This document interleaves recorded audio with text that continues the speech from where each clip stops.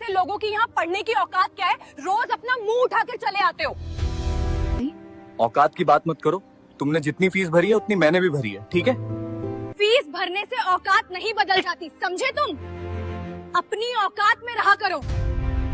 लगता है आपको अपने पैसों का ज्यादा ही घमंड है, इसलिए आप इतना बोल रही हैं। घमंड तो होगा ही, क्योंकि मेरे पास पैसे हैं। लेकिन तेरा क्या? तू तो एक सड़क पे रहने वाला भिखारी है। आपको जो समझना है वो समझिए। अब आप मुझे जाने दीजिए, मेरा क्लास का समय हो गया है। दोस्तों, आज की कहानी उत्तर प्रदेश के लखनऊ शहर के एक ऐसे कॉलेज की घटना पर आधारित है जहां एक ही छत के नीचे बेइंतहा घमंड और खामोश दर्द दोनों साथ रहते थे। एक तरफ कॉलेज की सबसे अमीर और सख्त लड़की काव्या, जिसके लिए गरीब इंसान सिर्फ एक कचरा था, और दूसरी तरफ फटे कपड़ों में पुरानी साइकिल पर आने वाला गरीब लेकिन सच्चा लड़का अमन। इन दोनों की जिंदगी में एक दिन ऐसा तूफान आया और एक ऐसा खौफनाक इल्जाम लगा जिसने एक खामोश भाई को हमेशा के लिए दूर कर दिया। काव्या को लगा कि उसने एक कबाड़ी वाले को उसकी औकात दिखा दी है, लेकिन जब हफ्तों बाद असली सच सामने आया तो काव्या की रूह कांप उठी। क्या एक बार टूटा हुआ गुरूर और बर्बाद हुई जिंदगी कभी सिर्फ एक माफी से वापस आ सकती है? दोस्तों, अगर ये कहानी आपके दिल को छू जाए तो हमारे चैनल रोमांस जंक्शन को सब्सक्राइब जरूर करें। और दोस्तों, कमेंट करके अपना और अपने शहर का नाम जरूर बताना, ताकि मुझे पता चले कि मेरी आवाज कहां कहां तक पहुंच रही है। और बताना कि आप इस जगह होते तो क्या करते। तो चलिए शुरू करते हैं आज की दिल दहला देने वाली कहानी। लखनऊ की सर्द हवाओं के बीच बसा रॉयल हेरिटेज कॉलेज शहर की शान हुआ करता था। ये कोई आम जगह नहीं थी। इस कॉलेज के ऊंचे और शानदार गेट के अंदर सिर्फ वही लोग कदम रख सकते थे जिनके पास बेहिसाब दौलत और रसूख हो। हर सुबह कॉलेज के बाहर महंगी और चमचमाती गाड़ियों की एक लंबी लाइन लग जाती थी। पूरे कैंपस में महंगे परफ्यूम की महक, विदेशी घड़ियों की चमक और अमीरी का घमंड साफ महसूस किया जा सकता था। इसी चमक दमक वाली दुनिया की बेताज रानी थी काव्या। काव्या सिर्फ एक नाम नहीं था, बल्कि पूरे कॉलेज में खूबसूरती और गुरूर का दूसरा नाम था। शहर के सबसे बड़े उद्योगपति की इकलौती बेटी होने के कारण उसे लगता था कि दुनिया की हर चीज उसके जूतों की नोक पर है। वो जब अपनी लाल रंग की महंगी कार से नीचे उतरती तो आसपास से गुजरने वाले सारे बच्चों की नजरें उसी पर टिक जाती थीं। उसके महंगे कपड़े, उसका स्टाइल और उसका रवैया, सब कुछ ऐसा था जो किसी को भी उसके सामने छोटा महसूस करवा दे। काव्या के दोस्तों का एक बड़ा ग्रुप था जिनका काम सिर्फ और सिर्फ कॉलेज में अपना रुतबा दिखाना और उन बच्चों का मजाक उड़ाना था जो उनके स्तर के नहीं थे। लेकिन इसी शानदार कॉलेज की भीड़ में एक ऐसा लड़का भी आता था जो इस पूरी दुनिया से बिल्कुल अलग था। उसका नाम अमन था। अमन जब भी कॉलेज के गेट के पास पहुंचता तो उसकी साइकिल की चेन से आने वाली खिट-खिट की आवाज दूर से ही सुनाई दे जाती थी। वो साइकिल इतनी पुरानी थी कि उस पर हर जगह जंग लगा हुआ था। साइकिल की गद्दी फटी हुई थी और उसमें से पीला फोम बाहर झांकता रहता था। अमन के कपड़े हमेशा ऐसे होते थे जैसे उसने सालों से कोई नया कपड़ा ना देखा हो। एक पुरानी नीली शर्ट जिसका रंग कई जगह से उड़ चुका था और जिसकी कॉलर घिस चुकी थी। उसकी पैंट के नीचे वाले हिस्से तार तार हो चुके थे। उसके जूतों के तलवे इतने घिस गए थे कि वो अक्सर उन्हें धागे से बांधकर या गोंद से चिपकाकर पहनता था। अमन के बाल हमेशा बिखरे रहते और उसकी आंखों के नीचे गहरी कालिमा छाई रहती थी, जैसे वो कई रातों से सोया ना हो। लेकिन अमन की सबसे खास बात उसकी आंखें थीं। उन आंखों में एक अजीब सी खामोशी थी, एक ऐसी गहरी उदासी जो बहुत कुछ कहना चाहती थी लेकिन कभी कुछ बोलती नहीं थी। वो अपनी साइकिल को महंगी गाड़ियों के बीच एक कोने में पेड़ के सहारे खड़ा करता था। जब भी अमन अपनी साइकिल लेकर कॉलेज के अंदर आता तो काव्या और उसके दोस्त उसका मजाक उड़ाने के लिए तैयार खड़े रहते थे। राहुल नाम का एक लड़का अक्सर दूर से चिल्लाता, अरे ओ कबाड़ी वाले, आज रद्दी का क्या भाव है। पूरा ग्रुप जोर जोर से हंसने लगता। कोई कहता कि अपनी इस खटारा को किसी म्यूजियम में दान क्यों नहीं कर देते। अमन कभी किसी को पलटकर जवाब नहीं देता था। वो बस अपना सिर झुकाता, अपनी साइकिल को वहां खड़ा करता और चुपचाप अपनी क्लास में चला जाता। उसकी ये खामोशी काव्या को और ज्यादा चिढ़ाती थी। काव्या को लगता था कि जो लड़का इतने पुराने कपड़े पहनता है, जिसके पास कैंटीन में खाने के लिए पैसे नहीं होते, वो इतना शांत और बेपरवाह कैसे रह सकता है। वो उसके सामने गिड़गिड़ाता क्यों नहीं, वो शर्मिंदा क्यों नहीं होता। काव्या अक्सर अपने दोस्तों से कहती थी कि ऐसे गरीब भिखारियों को हमारे कॉलेज में घुसने ही नहीं देना चाहिए। ये लोग कॉलेज का स्टैंडर्ड खराब करते हैं। दिन बीतते जा रहे थे। अमन कभी किसी से बात नहीं करता था। वो क्लास में सबसे पीछे वाली सीट पर बैठता, अपने नोट्स बनाता और जैसे ही छुट्टी होती वो अपनी साइकिल उठाता और तेज रफ्तार में कॉलेज से निकल जाता। किसी को नहीं पता था कि वो कहां से आता है और कहां जाता है। वो कैंटीन में कभी नहीं जाता था। जब बाकी बच्चे महंगे बर्गर और कॉफी पी रहे होते थे, तब अमन कॉलेज के पीछे वाले एक पुराने नल से पानी पीकर अपनी भूख मिटा लेता था और फिर एक पेड़ के नीचे बैठकर अपनी एक पुरानी सी डायरी में कुछ लिखता रहता था। काव्या के दोस्तों ने कई बार अमन को परेशान करने की कोशिश की। कभी उसकी साइकिल की हवा निकाल देते तो कभी उसकी किताबों पर पानी गिरा देते, लेकिन अमन कभी गुस्सा नहीं करता था। वो बस एक गहरी सांस लेता, अपनी साइकिल को पैदल धकेलता हुआ वहां से चला जाता। उसका ये सब्र और खामोशी लोगों को अजीब लगती थी, पर कोई भी उसके दिल के अंदर झांकने की कोशिश नहीं करता था।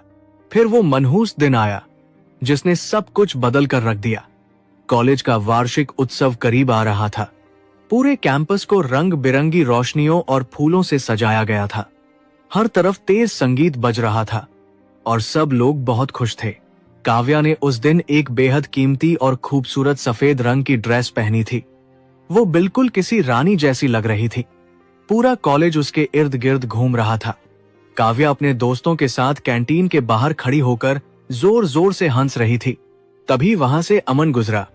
आज अमन की हालत रोज से भी ज्यादा खराब थी। उसके कपड़े पसीने और कीचड़ से सने हुए थे।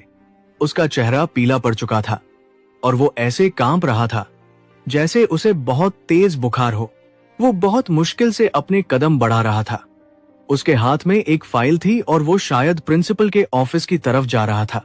अमन के पैर लड़खड़ा रहे थे। उसकी आंखों के सामने अंधेरा छा रहा था।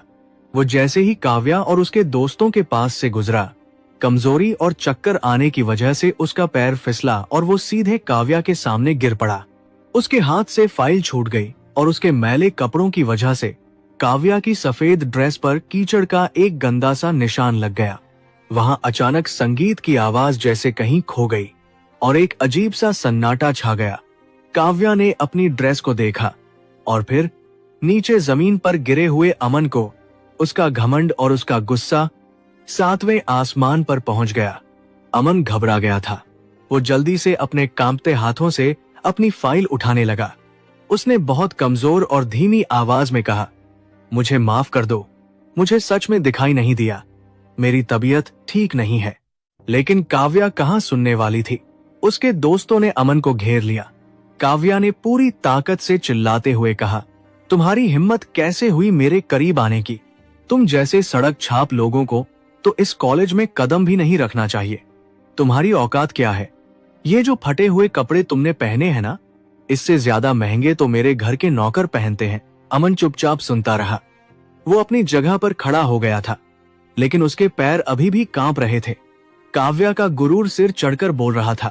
उसने भीड़ के सामने अमन की तरफ उंगली उठाते हुए कहा, तुम रोज ये जो खटारा साइकिल लेकर आते हो ना, मुझे पता है तुम अटेंशन चाहते हो। तुम सोचते हो कि तुम ऐसे गरीब बनकर घूमोगे तो कोई लड़की तुम पर तरस खाकर तुमसे बात कर लेगी। लेकिन एक बात कान खोलकर सुन लो अमन, तुम अगर इस दुनिया के आखिरी लड़के भी हुए ना, तब भी मैं तुम पर थूकना भी पसंद नहीं करूंगी। प्यार करना तो बहुत दूर की बात है।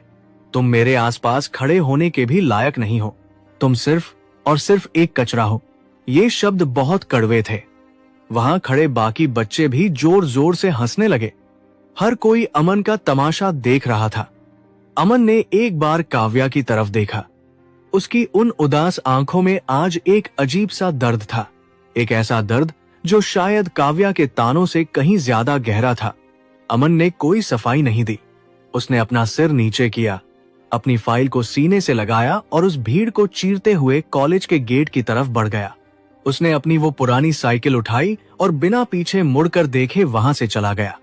उस दिन अमन की साइकिल की वो खिट खिट वाली आवाज में एक अजीब सा रोना छुपा था, जिसे वहां खड़ा कोई भी इंसान नहीं सुन पाया। उस दिन के बाद से अमन कभी कॉलेज लौटकर नहीं आया। शुरू में किसी ने इस बात पर ध्यान नहीं दिया। काव्या और उसके दोस्तों के लिए ये एक बड़ी जीत की तरह था कि उन्होंने उस साइकिल वाले कबाड़ी को हमेशा के लिए कॉलेज से भगा दिया। लेकिन जैसे जैसे दिन हफ्ते में बदलने लगे, वो साइकिल की आवाज कहीं गुम सी हो गई।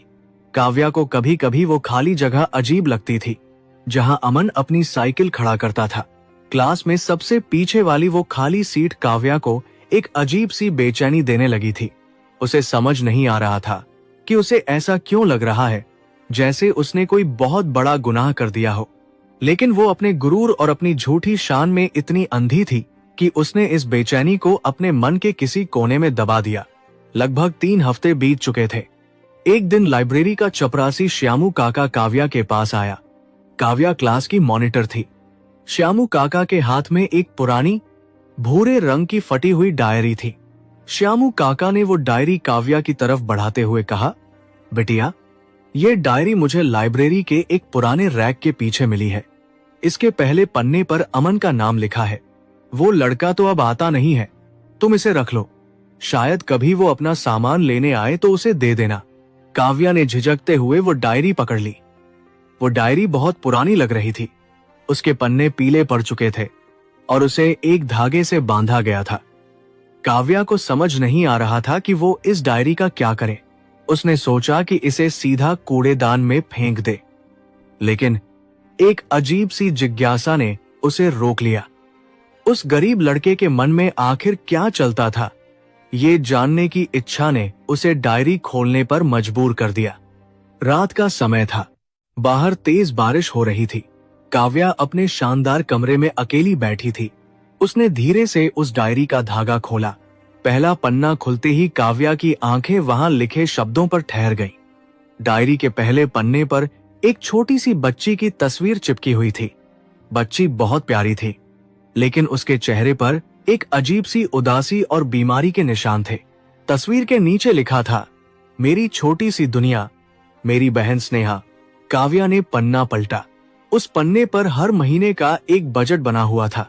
कमरे का किराया 500 रुपए, स्नेहा की दवाइयां 2500 रुपए, बाबूजी का कर्ज 1000 रुपए और सबसे नीचे लिखा था, मेरे खाने के लिए 0 रुपए। काव्या को कुछ समझ नहीं आ रहा था। उसने अगला पन्ना पलटा। डायरी के पन्नों में जो लिखा था वो किसी इंसान की जिंदगी नहीं, बल्कि दर्द का एक ऐसा भयानक समंदर था जिसके बारे में सोचकर भी रूह कांप जाए। अमन ने लिखा था, आज बाबूजी की तस्वीर को दीवार पर टांगे पूरा 1 साल हो गया है। वो एक मामूली मजदूर थे, पर उन्होंने मुझे हमेशा एक बड़ा अफसर बनते देखना चाहा था। उस रात जब कार एक्सीडेंट में उनकी मौत की खबर आई तो मुझे लगा कि मेरी पूरी दुनिया खत्म हो गई। रिश्तेदारों ने उसी दिन हमसे मुंह मोड़ लिया। बाबूजी अपने इलाज के लिए बहुत बड़ा कर्ज छोड़ गए थे। लोग घर पर आकर गालियां देते थे। मैंने उनका कर्ज चुकाने लिए अपना घर बेच दिया। अब मैं और मेरी छोटी बहन स्नेहा एक टिन की छत वाले छोटे से कमरे में रहते हैं। लेकिन मैंने बाबूजी से वादा किया था कि मैं अपनी पढ़ाई पूरी करूंगा और स्नेहा को एक अच्छी जिंदगी दूंगा। इसीलिए मैं रोज कॉलेज जाता हूँ। काव्या के हाथ कांपने लगे थे। उसने कभी सोचा भी नहीं था कि अमन के पास घर क्यों नहीं है। वो जल्दी जल्दी पन्ने पलटने लगी। डायरी में हर दिन की तड़प और संघर्ष छुपा था। कुछ पन्ने छोड़कर एक और तारीख पर लिखा था, आज डॉक्टर ने बताया कि स्नेहा के दिल में एक बहुत बड़ा छेद है। वो सिर्फ 8 साल की है। उसे बहुत दर्द होता है। जब वो रात को दर्द से रोती है तो मैं उसे अपनी बाहों में छिपा लेता हूँ ताकि पड़ोसियों की नींद खराब ना हो। डॉक्टर ने कहा है कि ऑपरेशन के लिए 15 लाख रुपए चाहिए। 15 लाख? मैंने तो अपनी पूरी जिंदगी में इतने पैसे नहीं देखे। लेकिन मैं अपनी बहन को मरने नहीं दूंगा। मैंने एक ईंट के भट्टे पर रात की नौकरी शुरू कर दी है। शाम 6 बजे से सुबह 4 बजे तक मैं वहां काम करता हूं। मैं भारी भारी ईंटें उठाता हूं। मेरे हाथों से खून निकलता है, पर मैं दर्द सह लेता हूं। फिर 2 घंटे सोकर कॉलेज जाता हूं। क्लास में मुझे बहुत नींद आती है, लेकिन मैं सो नहीं सकता। मुझे बाबूजी का सपना पूरा करना है और अपनी बहन की जान बचानी है। काव्या की आंखों से एक आंसू छलक कर डायरी के पन्ने पर गिर पड़ा। वो जिस अमन को क्लास में उबासी लेते हुए देखकर हंसती थी, वो दरअसल रात भर ईंटें ढोता था ताकि अपनी बहन का इलाज करा सके। काव्या को अपने आप पर शर्म आने लगी थी। उसने अपने आंसू पोंछे और आगे पढ़ना शुरू किया। एक जगह लिखा था, कॉलेज के लड़के मुझे कबाड़ी वाला कहते हैं। मेरी साइकिल का बहुत मजाक उड़ाते हैं। उन्हें क्या पता कि ये साइकिल मेरे बाबूजी की आखिरी निशानी है। जब मैं इस पर बैठता हूँ तो मुझे ऐसा लगता है कि बाबूजी मेरे पीछे बैठे हैं और मेरे कंधे पर हाथ रखकर कह रहे हैं कि सब ठीक हो जाएगा। लोग मेरे पुराने जूतों और फटे स्वेटर पर हंसते हैं। उन्हें नहीं पता कि मैंने पिछले 3 साल से अपने लिए एक जोड़ी मोजे तक नहीं खरीदे हैं, क्योंकि मैं 1-1 रुपया स्नेहा की दवाइयों के लिए बचा रहा हूँ। मुझे बहुत ठंड लगती है, मेरी हड्डियां कांपती हैं, लेकिन स्नेहा के दर्द के आगे ये ठंड कुछ भी नहीं है। मैं कई बार 2-2 दिन तक कुछ नहीं खाता, बस नल का पानी पीकर पेट भर लेता हूँ ताकि स्नेहा के लिए सेब खरीद सकूं। मुझे किसी पर गुस्सा नहीं आता। मुझे उन अमीर बच्चों पर दया आती है जो नहीं जानते कि जिंदगी की असली जंग क्या होती है। जैसे जैसे काव्या पन्ने पलट रही थी, उसका दिल किसी भारी पत्थर से कुचला जा रहा था। उसे अपनी एक एक बात याद आ रही थी जो उसने अमन से कही थी। तभी एक पन्ने पर काव्या का नाम लिखा हुआ मिला। काव्या के हाथ सुन्न पड़ गए। उसने धड़कते दिल से वो पन्ना पढ़ा। अमन ने लिखा था, आज कॉलेज में मैंने काव्या को देखा। वो बहुत खूबसूरत है। वो हमेशा खुश रहती है, हंसती रहती है। उसके पास दुनिया की हर खुशी है। मैं जब भी उसे देखता हूँ तो मेरे दिल में कोई गलत ख्याल नहीं आता। मैं तो बस उसे देखकर ये सोचता हूँ कि क्या कभी मेरी स्नेहा भी ऐसे ही बिना किसी फिक्र के हंस पाएगी? क्या कभी मैं अपनी बहन को भी काव्या जैसे साफ और सुंदर कपड़े पहना पाऊंगा? काव्या को देखकर मुझे उम्मीद मिलती है कि जिंदगी इतनी भी बुरी नहीं होती। भगवान करे काव्या हमेशा ऐसे ही मुस्कुराती रहे। उसे कभी मेरी जैसी गरीबी और दर्द न देखना पड़े। ये पढ़कर काव्या फूट फूट कर रोने लगी। उसने अपने दोनों हाथों से अपना चेहरा छुपा लिया। जिस लड़के का उसने इतना भयानक अपमान किया था, जिस लड़के को उसने अपने पैरों की धूल कहा था, वो लड़का उसके लिए भगवान से दुआएं मांग रहा था। काव्या की सिसकियां कमरे की शांति को चीर रही थीं। वो खुद को एक कातिल महसूस कर रही थी।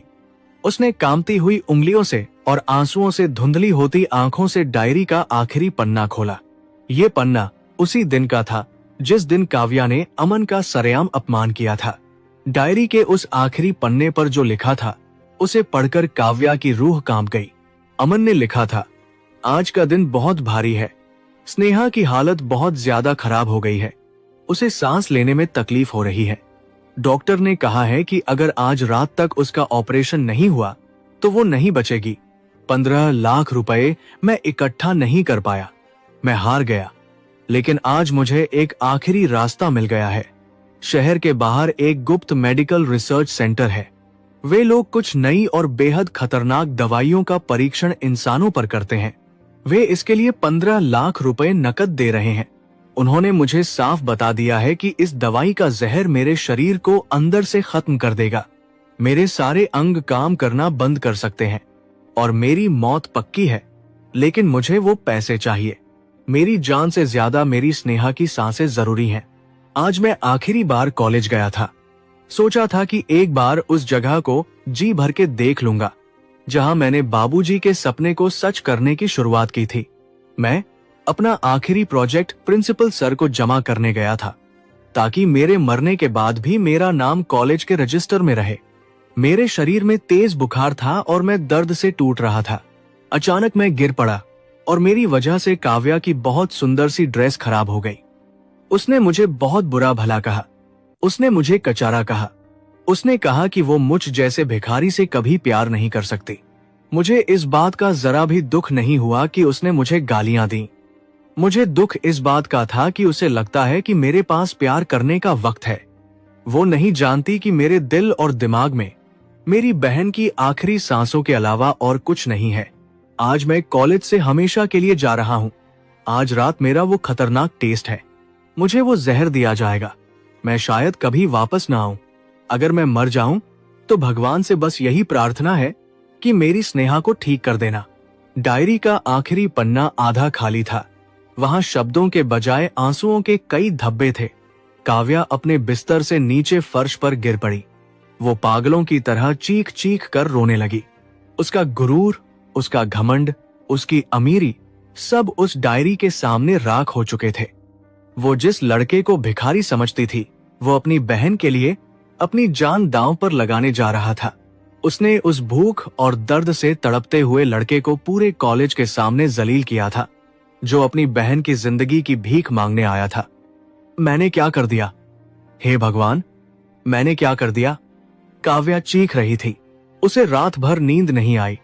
वो सिर्फ सुबह होने का इंतजार कर रही थी। उसे अमन से मिलना था। उसे उससे माफी मांगनी थी।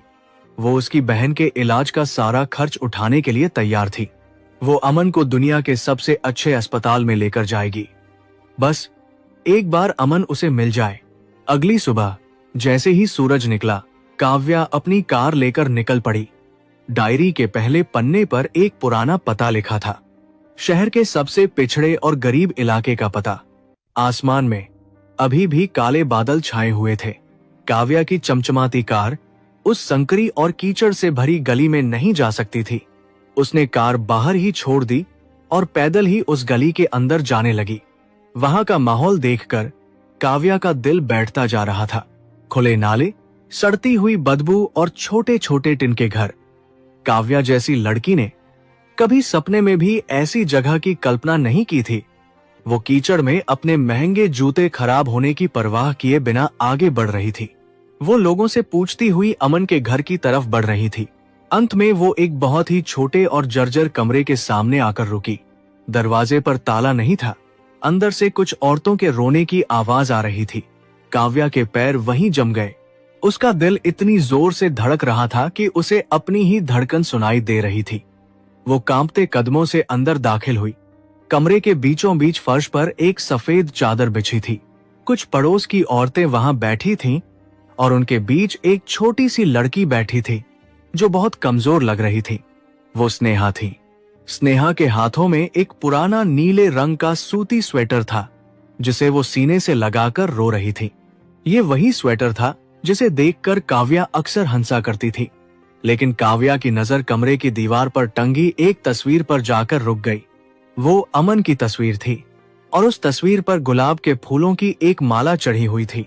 तस्वीर के सामने एक दिया जल रहा था। काव्या को लगा जैसे किसी ने उसके पैरों के नीचे से जमीन खींच ली हो। उसकी सांसें रुक गईं। वो बेजान सी होकर दीवार के सहारे खड़ी हो गई। उसकी आंखों से आंसुओं की धार बह निकली। एक पड़ोसी बूढ़ी औरत ने काव्या को देखा और उसके महंगे कपड़ों को देखकर समझ गई कि ये अमन के कॉलेज से आई होगी। औरत ने भारी आवाज में कहा, तुम अमन के कॉलेज से आई हो ना? बहुत अच्छा लड़का था। अपनी बहन के लिए उसने हंसते हंसते अपनी जान दे दी। काव्या की आवाज गले में ही अटक गई थी। उसने बड़ी मुश्किल से रोते हुए पूछा, क्या हुआ उन्हें? वो कैसे? बूढ़ी औरत ने अपनी साड़ी के पल्लू से आंसू पोंछते हुए कहा, स्नेहा के इलाज के लिए उसे 15 लाख पैसों की जरूरत थी। वो पागल हो गया था। उसने पैसों के लिए अपने शरीर पर कुछ जहरीली दवाइयों के टेस्ट करवाए। उस दवाई का जहर उसके खून में फैल गया। उसके सारे अंग अंदर ही अंदर जल गए। जिस दिन वो उन पैसों का बैग लेकर घर आया, उसके मुंह से खून निकल रहा था। उसने वो बैग मेरे हाथों में दिया और कहा कि स्नेहा का ऑपरेशन करवा देना, और उसी रात फर्श पर तड़प तड़प कर उसकी जान निकल गई। वो जाते जाते सारे पैसे अपनी बहन के नाम कर गया। आज स्नेहा का ऑपरेशन सफल हो गया है। मेरी बच्ची तो बच गई, पर हमारा अमन हमेशा के लिए चला गया। ये सुनकर स्नेहा जोर जोर से रोने लगी। मुझे मेरे भैया चाहिए, मुझे नहीं जीना, मुझे भैया ला दो। काव्या के पैरों में अब और खड़े रहने की ताकत नहीं बची थी। वो वहीं फर्श पर घुटनों के बल गिर पड़ी। वो फूट फूट कर रो रही थी, ऐसा रोना जो कभी रुकने वाला नहीं था। उसने अपनी पूरी जिंदगी में ऐसा दर्द कभी महसूस नहीं किया था। वो स्नेहा को गले लगाना चाहती थी, लेकिन उसके अंदर इतनी हिम्मत नहीं थी। उसे लग रहा था कि अमन की मौत की जिम्मेदार कहीं ना कहीं वो भी है। अगर उस दिन उसने अमन की मदद की होती अगर उस दिन उसने उस पर हंसने के बजाय उसका दर्द पूछा होता तो शायद आज अमन जिंदा होता। काव्या के घमंड ने एक भाई की जान ले ली थी। काव्या रोते हुए कमरे से बाहर आई। कमरे के बाहर एक कोने में वही पुरानी, टूटी हुई और जंग लगी साइकिल खड़ी थी। काव्या उस साइकिल के पास गई। उसने अपने कांपते हुए हाथों से उस साइकिल के हैंडल को छुआ। वही साइकिल जिसे देखकर वो कभी मुंह बनाती थी, आज उसे दुनिया की सबसे पवित्र चीज लग रही थी। उसने उस कीचड़ और जंग से भरी साइकिल के हैंडल पर अपना सिर रख दिया और जोर जोर से रोने लगी। मुझे माफ कर दो अमन, मुझे माफ कर दो। उसकी चीखें उस गरीब बस्ती की खामोशी में गूंज रही थीं। लेकिन अब उसे सुनने वाला अमन बहुत दूर जा चुका था, एक ऐसी दुनिया में जहां किसी के कपड़ों से उसकी हैसियत नहीं नापी जाती। अमन तो चला गया, लेकिन वो जाते जाते काव्या को एक ऐसा सबक दे गया जिसने काव्या की पूरी जिंदगी बदल कर रख दी। उस दिन के बाद से काव्या कभी उस महंगी कार में नहीं बैठी। उसने अपने सारे महंगे कपड़े गरीबों में बांट दिए और गवी उसने स्नेहा को गोद ले लिया और उसकी पढ़ाई से लेकर उसकी पूरी जिंदगी की जिम्मेदारी उठाई। वो स्नेहा के अंदर अमन को देखने की कोशिश करती थी, लेकिन उसके दिल में अमन के लिए जो पछतावा था वो मरते दम तक उसके साथ रहा। दोस्तों, हम अक्सर राह चलते लोगों को उनके पहनावे, उनकी साइकिल या उनके हालात से जज कर लेते हैं। हम उन पर हंसते हैं, उनका मजाक उड़ाते हैं, लेकिन हम ये कभी नहीं जान पाते कि वो इंसान अपने घर से किस दर्द को लेकर निकला है। हो सकता है कि जिस आदमी के फटे जूतों पर आप हंस रहे हो वो अपने बच्चों का पेट भरने के लिए मीलों पैदल चलता हो सकता है कि जिस लड़के की पुरानी शर्ट आपको गंदी लगती हो वो अपने परिवार की दवा के लिए अपने शौक कुर्बान कर रहा हो। किसी का मजाक उड़ाना बहुत आसान है, लेकिन किसी के दर्द को समझना बहुत मुश्किल। अमन कोई कबाड़ी वाला या भिखारी नहीं था, वो एक ऐसा भाई था जिसने अपनी बहन की सांसों के लिए खुद को मिटा दिया। जब भी आप किसी गरीब का मजाक उड़ाएं, तो एक बार उस खामोश चेहरे के पीछे का दर्द जरूर पढ़ने की कोशिश करें, क्योंकि हर पुरानी शर्ट और टूटे जूतों के पीछे एक बहुत बड़ी और दर्दनाक कहानी छिपी होती है।